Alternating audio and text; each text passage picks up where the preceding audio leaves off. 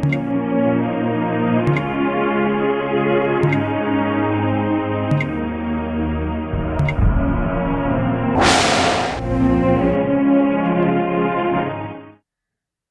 আজ্ঞা পালন নকৰাৰ কাৰণে সি আঘাত পাব লগা হ'ল। প্ৰিয়সকল, আজি আমাৰ মাজৰ বহুতেই নিজৰ ভুলৰ কাৰণে আঘাত পাই আছে। আঘাতৰ ওপৰত আঘাত, দুখৰ ওপৰত দুখ, ধাৰৰ ওপৰত ধাৰ, অপমানৰ ওপৰত অপমান, অসফলতাৰ পাছত অসফলতা। কাৰণ কি জানেনে বন্ধু? ঈশ্বৰৰ কথা নুশুনা, গৰ্বেৰে আচৰণ কৰা, নিজৰ ইচ্ছামতে চলা, নিজাববীয়াকৈ সিদ্ধান্ত লোৱা, মইমতালিৰে আচৰণ কৰা, আঁঠুত ভালকৈ আঘাত নোপোৱালৈকে সেই ল'ৰাটোৰ জ্ঞান নাহিল। আগতে কৈছিল, প্ৰয়োজন নাই দেউতা, মই পাৰিম। অহংকাৰ। আঘাত পোৱাৰ পাছত, দেউতা আপোনাৰ হাতখন দিয়ক, মই ধৰিম। গৰ্ব। সম্পূৰ্ণৰূপে যেতিয়া দুয়োটা আঁঠুত দুখ পালে, তেতিয়াহে তেওঁ বুজি পালে, দেউতা আপুনি ঠিকেই কৈছিল, আপুনি কোৱাটো সঁচা। য়েছ ফ্ৰেণ্ডছ, বাইবেলেই সত্য, ঈশ্বৰৰ বাক্য সত্য, ঈশ্বৰে যি কৈছে সেয়াই সত্য। জ্ঞানী লোকে আঘাত পোৱাৰ আগতেই ঈশ্বৰৰ কথা মানি লয়, কিন্তু অজ্ঞানী ব্যক্তিয়ে আঘাত পোৱাৰ পাছতহে ঈশ্বৰৰ অধীন হয়। মূৰ্খ ব্যক্তিয়ে আঘাত পোৱাৰ পাছতো অধীন নহয়। এতিয়া আপুনি কোন এবাৰ ভাবকচোন।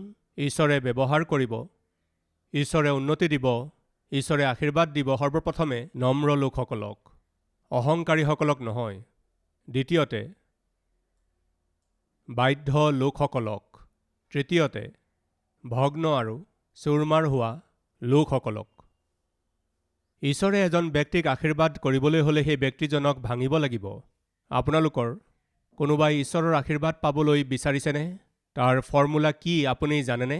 আপোনাৰ জীৱন ভগ্ন হ'ব লাগিব। যি মাটিত হাল বোৱা নহ'ব, কওকচোন, সি শস্য নিদিব।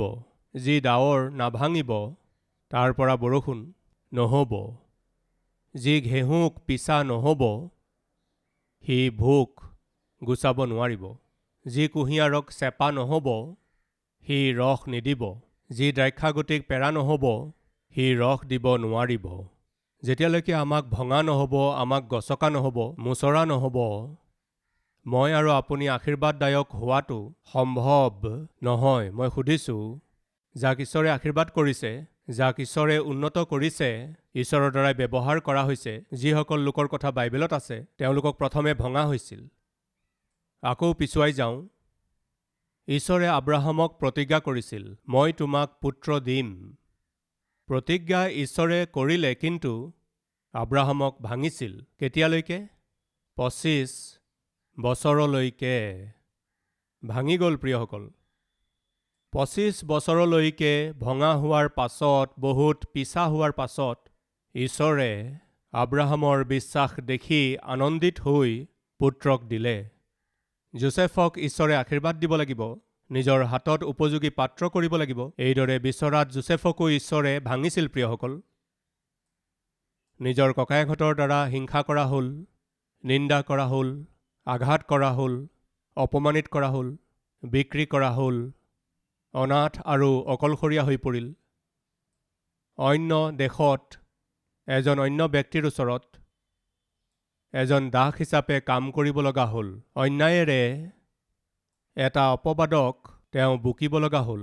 তেওঁ বন্দীশাললৈ যাব লগা হ'ল। আপুনি জানেনে প্ৰিয়সকল, 13 বছৰ কাল তেওঁক পিছা হ'ল। ঈশ্বৰে তেওঁক ভাঙিলে। তেওঁক বান্ধি ৰখা শিকলিবোৰে তেওঁৰ হাতত আঘাত কৰিছিল। বাইবেলত এইদৰে লিখা আছে, এজন ব্যক্তিক ঈশ্বৰে ব্যৱহাৰ কৰিবলৈ হ'লে, আশীৰ্বাদ দিবলৈ প্ৰথমে তেওঁক ভাঙে। দ্বিতীয়তে, প্ৰায় 17 বছৰ বয়সত ঈশ্বৰে দাউদক ৰজা হিচাপে অভিষেক কৰিছিল।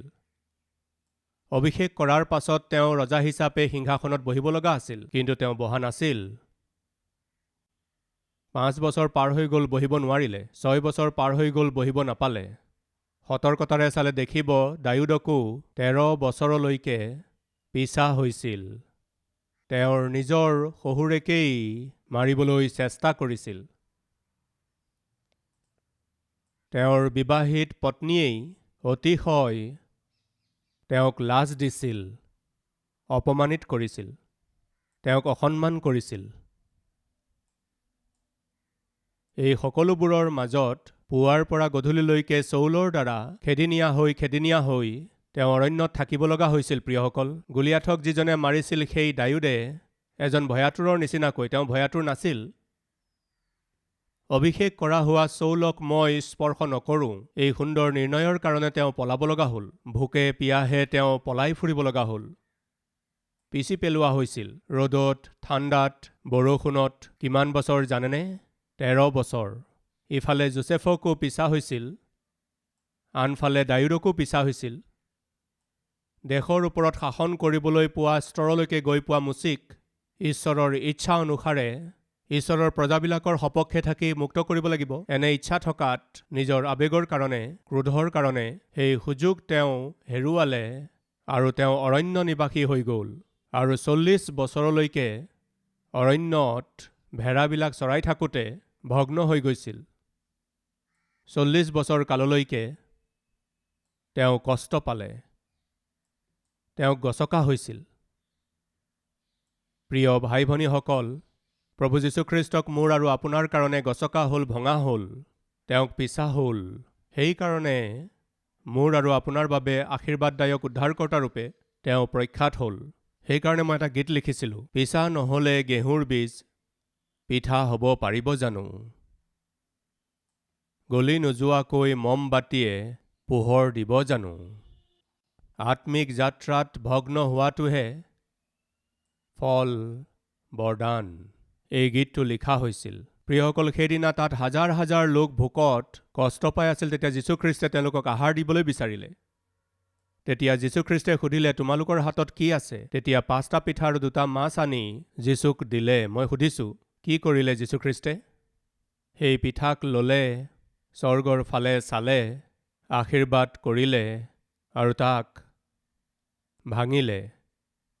সেই পিঠাক ভঙা হোৱাৰ পাছত অনেকৰ বাবে আশীৰ্বাদদায়ক হ'ল। ঈশ্বৰে আপোনাৰ জীৱনক ভগ্ন হোৱাৰ প্ৰক্ৰিয়াত লৈ যায়। আমাৰ মাজৰ বহুতেই ভগ্ন হ'বলৈ অলপো ভাল নাপায়। কষ্টৰ মাজেৰে যোৱাটো পচন্দ নকৰে, দুখৰ মাজেৰে যোৱাটো পচন্দ নকৰে, অপমানৰ মাজেৰে যোৱাটো অকণো ভাল নাপায়, বিপদৰ মাজেৰে যোৱাটো অলপো পচন্দ নকৰে। সেইবোৰৰ পৰা বাচিবলৈ আৰু সেইবোৰৰ পৰা দূৰে দূৰে থাকিবলৈ তেওঁলোকে বৰ চেষ্টা কৰে। অনুগ্ৰহ কৰি মন কৰিব, এই কষ্ট, এই ক্লেশ, এই অপমান, এই দুখ, এই বিপদ আৰু এই সকলোবোৰ আপোনাক আশীৰ্বাদদায়ক ৰূপে সলনি কৰিবলৈহে ঈশ্বৰে এইবোৰ আহিবলৈ অনুমতি দিয়ে। এই সত্যক নাপাহৰিব। আপোনালোকে দায়ুদক দেখিলে, যোচেফক দেখিলে, মুচিক দেখিলে, যীশুখ্ৰীষ্টক দেখিলে, এই সকলো লোকসকলত দেখিবলৈ পোৱা আমি এটা কথা হৈছে নম্ৰতা, দীন মনোভাৱ, দীন ভাৱ। আব্ৰাহাম হ'ব পাৰে, মুচি হ'ব পাৰে, যোচেফ হ'ব পাৰে, দায়ুদ আৰু পিতৰ, যোহন হ'ব পাৰে, পবিত্ৰ যীশুখ্ৰীষ্ট হ'ব পাৰে। এই সকলোতে দেখিবলৈ পোৱা এটা বিশেষ বিষয় হৈছে বাধ্যতা। পিতৃ, যি দায়িত্ব আপুনি মোৰ হাতত দিছে তাক মই সিদ্ধ কৰিলোঁ, এইদৰে প্ৰভুৱে কৈছিল। কেতিয়া জানেনে? বৃহস্পতিবাৰে ৰাতি গেটছিমানীৰ বাগিচাত প্ৰাৰ্থনা কৰোঁতে যোহন 17 অধ্যায়ত আপুনি দেখিব, পিতৃ, যি কাম মোক কৰিবলৈ দিয়া হৈছিল মই তাক কৰিলোঁ। বাধ্যতা। তেওঁ ইমানলৈকে বাধ্য হ'ল যে ক্ৰুচীয় মৃত্যুলৈকে তেওঁ আজ্ঞাধীন হ'ল। প্ৰভু আজ্ঞাধীন হ'ল। আৰু শেষত আমি ঈশ্বৰৰ দ্বাৰাই ব্যৱহাৰ হ'বলৈ হ'লে ফ্ৰেণ্ডছ, আমাক ভঙা হ'ব লাগে। সেইদিনা যোচেফক ভঙা হৈছিল। কেনেকৈ ভঙা হৈছিল আপুনি জানে? তেওঁৰ ককায়েকহঁতেই তাক হিংসা কৰিছিল। তেওঁৰ মন ভাঙি গৈছিল। তেওঁৰ মন গছকি পেলোৱা হৈছিল। তেওঁৰ ককায়েকহঁতেই তেওঁক বেচি দিছিল। তেওঁ ভাঙি পৰিছিল। শিকলিৰে বান্ধি তেওঁক এজন দাস হিচাপে, এটা সময়ত তেওঁ ৰাজকুমাৰৰ নিচিনা আছিল। মৰম চেনেহেৰে ডাঙৰ দীঘল কৰা হৈছিল। ৰং বিৰঙী বস্ত্ৰ পিন্ধিছিল। শিকলিৰে বন্ধা হৈ মিছৰ দেশলৈ যেতিয়া এজন দাস হিচাপে গৈ আছিল, কেনেকৈ যে ভাঙি গৈছিল চাগৈ তেওঁৰ মন। মইনো কি কৰিছিলোঁ? মইনো কি ভুল কৰিলোঁ, মইনো কি দোষ কৰিলোঁ, যাৰ কাৰণে মোৰ ককাইহঁতেই মোৰ নিজৰ ককায়েই মোক 20টা ৰূপৰ মুদ্ৰাৰ বিনিময়ত বিক্ৰী কৰিলে। তেওঁৰ মন চাগৈ ভাঙি গৈছিল। আজি আছে নেকি আমাৰ মাজত? মোৰ লোকসকলেই মোক অন্যায় কৰি আছে, মোৰ লোকসকলেই মোক নিন্দা কৰি আছে, মোৰ লোকসকলেই মোক আঘাত কৰি আছে। মোৰ লোকসকলে মোক বুজি পাব লাগে, তেওঁলোকে ভুল বুজি আছে। মোৰ লোকসকল মোৰ আশ্ৰয় হ'ব লাগিছিল, কিন্তু মোকেই অনাথ কৰিলে। শুনক, এই সকলোবোৰ বিষয় আপোনাৰ আত্মিক জীৱনত আপোনাক ব্যৱহাৰ কৰিবলৈ ঈশ্বৰে যিয়ে অনুমতি দিছে, তেওঁ বুজি পায়, নাপাহৰিব। সেইদিনা যোচেফ এওঁলোকৰ পৰা বাচিব নোৱাৰিলে। দায়ুদেও এনেকুৱা অভিজ্ঞতাৰ পৰা বাচিব নোৱাৰিলে। দায়ুদে দেউতাকৰ মৰম নাপালে, ককায়েকহঁতৰ মৰম নাপালে, ভাই ভনীসকলৰ মৰম নাপালে। কিমান যে দুখ পাইছিল চাগৈ, কিমান ভাঙি পৰিছিল চাগৈ নিজৰ মনত। আজি আমাৰ মাজত কোনোবা আছে নেকি? মোৰ ঘৰত মোক কোনেও ভাল নাপায়, ভায়ে মৰম নকৰে, ভনীয়ে মৰম নকৰে, পৰিয়ালৰ লোকসকলে মৰম নকৰে। নাজানো কিয় মোৰ দেউতাই মোক মৰম নকৰে, মোৰ মায়েও মোক মৰম নকৰে। আছে নেকি? নাইবা মোৰ পত্নীয়েও মোৰ যত্ন নলয়। আছে নেকি? মোৰ স্বামীয়ে মোৰ যত্ন নলয়। আছে নেকি? শুনক বন্ধুসকল, ইয়ুবক বৰ বেয়াকৈ গছকা হ'ল, তেওঁক বৰ ভঙা হ'ল। তাৰোপৰি পত্নীয়ে আহি ইয়ুবক কৈছিল, মৰি যোৱা, তোমাৰ নিচিনাবোৰ জীয়াই থকাতকৈ মৰাই ভাল। গছকা হ'ল।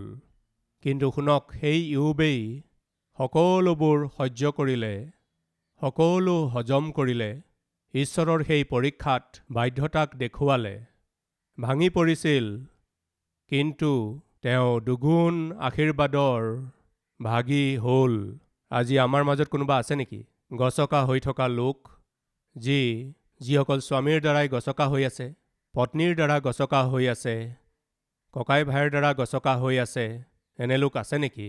সেয়া আত্মিক জীৱনত সাধাৰণ কথা। আপোনাৰ ঘৰত আপুনি গছকা হ'ব পাৰে, আপোনাৰ চাকৰিত আপুনি গছকা হ'ব পাৰে, আপোনাৰ বন্ধুৱে আপোনাক গছকিবলৈ চেষ্টা কৰিব। এই সকলো আপোনাৰ পৰীক্ষাৰ প্ৰক্ৰিয়া হয়। ঈশ্বৰে আপোনাক পৰীক্ষা কৰি আছে। এই ভগ্ন হোৱাৰ প্ৰক্ৰিয়াত আপুনি যদি জয়যুক্ত হয়, বিশ্বাসেৰে সৈতে আপুনি যদি আগবাঢ়ি যায়, ঈশ্বৰে আপোনাক বহুত আশীৰ্বাদ কৰিব। ইয়ুবক বৰ বেয়াকৈ গছকা হৈছিল। দায়ুদক 13 বছৰ কাল, যোচেফক 13 বছৰ কাল। ইমানেই নহয়, পৌলেও পৰিত্ৰাণ পোৱাৰ পাছত 13 বছৰলৈকে এনে পৰীক্ষাৰ প্ৰক্ৰিয়াৰ মাজেৰে অতিক্ৰম হৈছিল বুলি বাইবেলৰ পণ্ডিতসকলে কয়। যীশুখ্ৰীষ্টেও 30 বছৰলৈকে নিজৰ জীৱনত দেউতাকৰ সহায় হৈ, মাকৰ সহায় হৈ তেওঁক বহুতো কথাত গছকা হৈছিল। তাৰ পাছতো আমি জানো তেওঁ কেনেকৈ গছকা হৈছিল। ফ্ৰেণ্ডছ, যদি ঈশ্বৰে আমাক আশীৰ্বাদ কৰিব লাগে, তেন্তে সৰ্বপ্ৰথমে আমাক দেখা পাব লগাটো হৈছে নম্ৰতা, বাধ্যতা আৰু গছকা হোৱাৰ অভিজ্ঞতা। প্ৰিয়সকল, ভঙা হোৱা সেই 5টা পিঠা আৰু 2টা মাছ হাজাৰ হাজাৰ লোকৰ বাবে আশীৰ্বাদদায়ক হৈ উঠিল। আজি আমাৰ মাজত কোনোবা আছে নেকি? মই ভাঙি আছোঁ ব্ৰাদাৰ, মই গছকা হৈছোঁ ব্ৰাদাৰ, আৰ্থিক অনাটনৰ মাজত গছকা হৈছোঁ, বেমাৰত মই ভাঙি পৰিছোঁ, লাজ অপমানত ভাঙি পৰিছোঁ, নিন্দা অপমানেৰে গছকা হৈছোঁ, সহ্য কৰিব পৰা নাই। প্ৰিয় ভাই ভনীসকল, সাহসী হৈ থাকক। ঈশ্বৰে আপোনাক ব্যৱহাৰ কৰিব লাগে, আপোনাক আশীৰ্বাদ কৰিব লাগে, ঈশ্বৰে আপোনাক উন্নত কৰিব লাগে। এইদৰে কামনা কৰাত কিছুমান বিষয়ত ঈশ্বৰে এই সকলোবোৰ আপোনাৰ জীৱনলৈ আহিবলৈ অনুমতি দিয়ে। তাৰ অনুভৱেৰে সৈতে আপুনি এইবোৰৰ ওপৰত জয়ী হ'ব, এইবোৰক পৰাভূত কৰিব, তেন্তে ঈশ্বৰে আপোনালৈ যি লুকুৱাই থৈছে, সেই আশীৰ্বাদবোৰে সকলো বন্ধনবোৰ ভাঙি আপোনাৰ ওপৰলৈ আহিব। প্ৰিয়সকল, সতৰ্কতাৰে চালে দেখিব 40 বছৰ অৰণ্যত গছকা হোৱা মুচিয়ে আমন্ত্ৰণ পালে। কি কাৰণে? নেতা হ'বৰ বাবে। 13 বছৰ কাল গছকা হোৱা স্থিতিত থকা দায়ুদে আমন্ত্ৰণ পালে। কি কাৰণে? অভিষেক পাবৰ কাৰণে। 13 বছৰ কাল ভয়ানকভাৱে যিজনক গছকা হৈছিল, সেই যোচেফে আমন্ত্ৰণ পালে। কেনেকুৱা আমন্ত্ৰণ? দেশৰ ওপৰত শাসন কৰিবলৈ। 24 বছৰলৈকে নিৰাশাত হতাশ হৈ থকা আব্ৰাহামে এটা ভাল খবৰ পালে। কি পাইছিল? অহা বছৰ তোমাৰ ইচ্ছা মই পূৰণ কৰিম। এটা পুত্ৰ মই দিবলৈ গৈ আছোঁ, এটা বংশধৰ মই দিবলৈ গৈ আছোঁ। সেই পুত্ৰৰ দ্বাৰা মই গোটেই জাতিবিলাকক মই আশীৰ্বাদ দিবলৈ গৈ আছোঁ। য়েছ, এবাৰ আপুনি পৰীক্ষিত হোৱাৰ সময় পাৰ হৈ যোৱাৰ পাছত, শুনক ফ্ৰেণ্ডছ, এবাৰ ঈশ্বৰে আপোনাৰ জীৱনত অনা পৰীক্ষাৰ সময় পাৰ হৈ যোৱাৰ পাছত এদিনো তেওঁ পলম নকৰিব, এঘণ্টাও তেওঁ পলম নকৰিব, 1 মিনিট 1 ক্ষণো পলম নকৰিব। আজি আপোনাৰ জীৱনত হয়তো খেলিমেলি হৈ আছে, সকলো মৰুভূমিৰ নিচিনা হৈ আছে, সকলো শুকাই গৈছে, সকলো কথাতে নিৰাশ আৰু হতাশ হৈ আছে। আপোনাৰ জীৱনত একোৱেই কালিৰ বিষয়ে ভাবিলে ভৰসা নহয়, আশাও কৰিব পৰা নাই, সঁচা নেকি? এদিন মই নাগাৰ্জুন সাগৰ, এতিয়া নহয়, বহু বছৰ আগতে সেই নাগাৰ্জুন সাগৰ ডেমৰ ওপৰেৰেও আমি যাত্ৰা কৰি যাব পাৰোঁ। এইদৰে যোৱাৰ সময়ত মই যেতিয়া চাই আছিলোঁ, এফালে বৰ দ আছিল, বৰ ডাঙৰ খাল নিচিনা আছিল, সকলো শুকাই আছিল, শিলবোৰ দেখা গৈ আছিল, দূৰ দূৰলৈকে ক'তো পানী দেখা পোৱা নগৈছিল, সকলো শুকাই আছিল, মৰুভূমিৰ নিচিনাকৈ। মই দেখিলোঁ যে সকলোবোৰ মৰুভূমিৰ নিচিনা হৈ আছে, মৰুভূমিৰ নিচিনা, সকলোবোৰ শিল। ঠিক আছে, সোঁফালে চাওঁতে সকলো মৰুভূমি আৰু শিল দেখা গৈছিল, আৰু বাওঁফালে আহি দেখিলোঁ, কওকচোন, পানীৰে ভৰি আছিল, পানীৰে পৰিপূৰ্ণ আছিল। বাওঁফালে সম্পূৰ্ণ নাগাৰ্জুন সাগৰ পৰিপূৰ্ণ হৈ আছিল, আৰু বাওঁফালে শুকাই আছিল। এদিন সেই সময় আহিল, গেট খুলিব লগা হ'ল, সেই গেট খুলিবৰ সময় হ'ল। তাৰ পাছত মই আকৌ চাবলৈ গৈছিলোঁ, গেট খোলাৰ পাছত মই দেখিলোঁ, বন্ধুসকল, এইফালৰ পৰা পানীখিনি যি সাৱধানতাৰে সদায় সদায় সদায় সদায় সদায় বাঢ়ি বাঢ়ি বাঢ়ি বাঢ়ি গ'ল, আৰু এটা সময় আহিল, সেই পানী ৰিলিজ কৰাৰ সময় আহিল। যিখিনি মৰুভূমিৰ নিচিনা আছিল, শুকান ভূমি যেন দেখাইছিল, যিখিনি শুকাই থকা দেখিছিলোঁ, সেই গোটেই অঞ্চলটো অতিশয় পানীৰে সেই গোটেই ঠাইখিনি ভৰি পৰিছিল। ভাইসকল শুনিছেনে? ভনী শুনিছেনে? আপুনি কেৱল এফালেহে চাইছে, শুকাই থকা স্থানৰ ফালেহে, নিৰখ হৈ পৰা ঠাইখনলৈহে চাই আছে। পতিত অৱস্থাটোহে আপুনি দেখি আছে, কিন্তু আপুনি নজনাকৈয়ে ঈশ্বৰে আপোনাৰ জীৱনটোক পৰিপূৰ্ণ কৰিবলৈ আনফালে উত্তম আশীৰ্বাদবোৰ ক্ৰমে ক্ৰমে ক্ৰমে ক্ৰমে আহি আছে। ঈশ্বৰৰ নিয়োজিত সময় আহিব, ঈশ্বৰৰ সঠিক সময় আহিব, আশীৰ্বাদৰ দুৱাৰবোৰ খুলিবৰ দিন আহিব। ঈশ্বৰে এইদৰে পলম কৰি থকাৰ, এইদৰে অপেক্ষা কৰি থকাৰ কাৰণ হৈছে, আপোনাৰ যি নম্ৰতা থাকিব লাগে, আপোনাৰ যি বাধ্যতা থাকিব লাগে, আপোনাৰ জীৱনত যি ভগ্ন স্থিতি থাকিব লাগে, ঈশ্বৰে যেনেকৈ আশা কৰিছে তেনেকুৱা দেখিবলৈ নাপালে তেওঁ পলম কৰিব। সেই পানী যিমান বাঢ়িব লাগে সিমানখিনি নাবাঢ়ালৈকে গেট নুখোলে। আপোনাত নম্ৰতা যিমান বাঢ়িব লাগে সিমান নবঢ়ালৈকে, বাধ্যতা যিমান দেখা পাব লাগে সিমান বাধ্যতা নেদেখালৈকে, ভগ্ন চিত্তীয়া মন ঈশ্বৰে যিমান বিচাৰে সিমানখিনি নেদেখালৈকে ঈশ্বৰে অপেক্ষা কৰিব। যি পলম হৈ আছে ঈশ্বৰৰ হাতত নাই, আপোনাৰ হাততহে আছে। যেতিয়ালৈকে সেই স্তৰলৈকে, ঈশ্বৰে বিচৰা সেই স্তৰলৈকে আপোনাৰ আত্মিকতা গৈ পাব, তেতিয়া আশীৰ্বাদৰ গেটবোৰ ঈশ্বৰে খুলি দিব। সেই গেট খোলাৰ লগে লগে লাখ লাখ হেক্টৰলৈকে পানী গৈ পাব, শস্য হ'ব, খেতি হ'ব। বন্ধুসকল, আশীৰ্বাদৰ গেটবোৰ ঈশ্বৰে আপোনাৰ জীৱনত খুলিবলৈ ইচ্ছা কৰিছে। তাৰ পলম হোৱাৰ কাৰণ হৈছে আপোনাৰ অবাধ্যতা, পলম হোৱাৰ কাৰণ হৈছে আপোনাৰ অহংকাৰ, পলম হোৱাৰ কাৰণ হৈছে আপোনাৰ কঠোৰতা। কঠোৰতাৰ বিৰোধী শব্দ হৈছে নম্ৰতাৰ স্বভাৱ আৰু ভগ্নচিত্তীয়া ভাৱ। অহংকাৰৰ বিপৰীত নম্ৰতা, অবাধ্যতাৰ বিপৰীত হৈছে বাধ্যতা। আজি আপোনাৰ জীৱনত কিবা নহয় কিবা অবাধ্যতা আছে, কিবা নহয় কিবা অহংকাৰ আছে, কিবা নহয় কিবা কঠোৰ স্বভাৱ আছে। সেইবোৰেই ঈশ্বৰে আশীৰ্বাদৰ গেট যাতে নুখোলে তাৰ বাধা হৈ আছে। আজি প্ৰভুক ক'বনে, যি বাধ্যতা আপুনি বিচাৰে যি নম্ৰতা আপুনি বিচাৰে, আপুনি যি ভগ্ন আৰু গছকা হোৱা মন বিচাৰে, মোক দিয়ক পিতৃ। কি কাৰণে? সকলোবোৰ খেলিমেলি হৈ আছে পিতৃ, সকলোবোৰ নষ্ট হৈ গৈছে পিতৃ, সকলোবোৰ নিৰস মাটিৰ নিচিনা দেখা গৈছে। আশীৰ্বাদবোৰ দেখি পাবলৈ বুলি আশাৰে বাট চাই আছোঁ পিতৃ। এই বুলি কোৱা লোক আছেনে? আহক প্ৰাৰ্থনা কৰোঁ, প্ৰভুক খোজোঁ, নম্ৰতাৰে বাধ্যতাৰে সৈতে, ভগ্ন আৰু গছকা হোৱা মনেৰে সৈতে প্ৰাৰ্থনা কৰিম।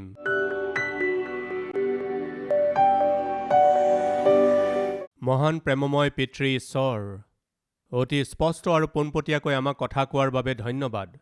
এজন ব্যক্তিক আপুনি আশীৰ্বাদ দিবলৈ, বৃদ্ধি কৰিবলৈ, ব্যৱহাৰ কৰিবলৈ, সেই ব্যক্তিজনৰ ভিতৰত ভগ্ন আৰু গছকা হোৱা মন থাকিব লাগে, বাধ্যতাৰ গুণ থাকিব লাগে। এই গুণ যিজনত দেখা পোৱা যাব, তেওঁক নিশ্চিতৰূপে আপুনি আশীৰ্বাদ দিব। পিতৃ, আজি আমি যাকেই পৰীক্ষা কৰি চাওঁ, যোচেফ হ'ব পাৰে, দায়ুদ হ'ব পাৰে, মুচি হ'ব পাৰে, যীশু খ্ৰীষ্টও হ'ব পাৰে, এই সকলোৰে জীৱনত আমি এটা বিশেষ বিষয় দেখিবলৈ পাওঁ। তেওঁলোকৰ ঘৰৰ মানুহবিলাকেই তেওঁলোকক হিংসা কৰিছিল পিতৃ। ভুল বুজা আমি দেখিছোঁ, অন্যায় কৰা আমি দেখিছোঁ, কিন্তু তথাপিও অহংকাৰৰ কাৰণে অকণো ঠাই নিদি, ক্ৰোধক অকণো স্থান নিদি, ধৈৰ্য আৰু সহ্য কৰাৰ স্বভাৱক, আপোনাৰ ইচ্ছা, আপোনাৰ আত্মিকতা আৰু আপোনাৰ অধীন হৈ থকাৰ স্বভাৱ ইমানেই নহয়, ভগ্ন আৰু গছকা হোৱা মন এটা দেখুওৱাৰ স্বভাৱ, এই সকলোতে আমি দেখিছোঁ পিতৃ। এওঁলোকক যেনেকৈ ব্যৱহাৰ কৰা হ'ল, তেনেকৈ আমাকো ব্যৱহাৰ কৰিবলৈ হ'লে এওঁলোকৰ স্বভাৱ, আপোনাৰ পুত্ৰ যীশুখ্ৰীষ্টৰ স্বভাৱ আমাত থাকিব লাগে।